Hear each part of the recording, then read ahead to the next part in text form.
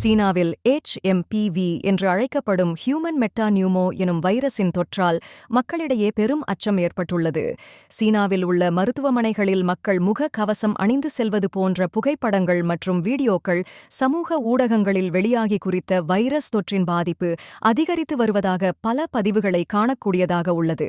சீனாவில் தோன்றி உலக அளவில் கொடிய தொற்றாக உருவெடுத்த கோவிட் வைரஸ் தொற்று நடந்து 5 ஆண்டுகளுக்கு பின் தற்போது இந்நிலை ஏற்பட்டுள்ளது.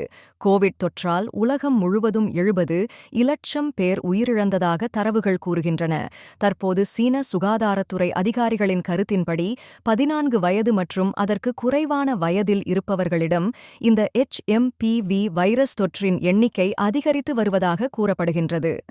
சாதாரணமாக குறித்த தொற்றின் அறிகுறிகளாக சளி அல்லது காய்ச்சல், இருமல், மூக்கடைப்பு மற்றும் மூச்சு திணறல் ஆகியவை ஏற்படலாம் எனவும் சிலருக்கு இது மிகவும் தீவிரமாக காணப்படலாம் எனவும் குறிப்பிடப்படுகின்றது.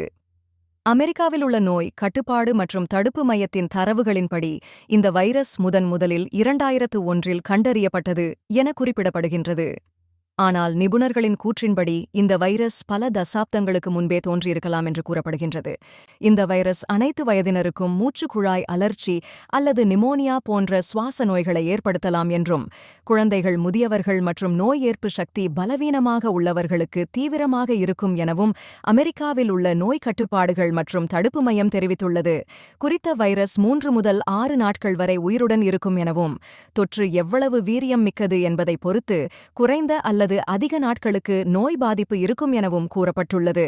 வைரஸ்களால் ஏற்படும் மற்ற சுவாச தொற்றுகளைப் போலவே இதன் பாதிப்பு காணப்படும் என குறிப்பிடப்பட்டுள்ளதுடன், இந்த வைரஸ் பெரும்பாலும் இருமல் மற்றும் தும்மலின் போது மற்றவர்களுக்கு பரவுகிறது எனவும் குறிப்பிடப்பட்டுள்ளது. அது மட்டுமல்லாமல் ஒரு நபருக்கு பல்வேறு முறை குறித்த வைரஸ் பாதிப்பு ஏற்படலாம் எனவும், முதல் முறையாக வைரஸ் தொற்று ஏற்படும் போது சற்று கடுமையாக இருக்கும் எனவும் நிபுணர்கள் கூறுகின்றனர். குறித்த வைரஸ் தொற்றால் பாதிக்கப்பட்ட ஒருவருக்கு உடலில் அதற்கு எதிரான நோய் எதிர்ப்பு சக்தி உருவாகும் எனவும், அதன் பிறகு மீண்டும் அதே வைரஸ் தொற்று அவருக்கு ஏற்பட்டால் அதன் பாதிப்பு தீவிரமாக இருக்காது எனவும் குறிப்பிடப்பட்டுள்ளது.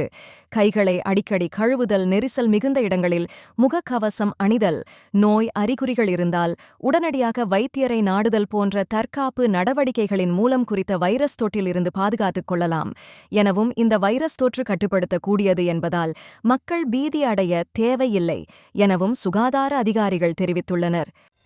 நீங்கள் இதுவரை கேட்டது ஒனி நியூஸின் இன்றைய பிரதான செய்திகள். மேலும் இதுபோன்ற செய்திகளை தொடர்ச்சியாக அறிந்து கொள்ள ஒனி நியூஸுடன் இணைத்திருங்கள். வணக்கம். ஒனி ஆப்புக்கு வரவேற்கின்றோம். உலகம் முழுவதும் உள்ள தமிழர்களை இணைக்கும் ஒரு தமிழர் தளம்.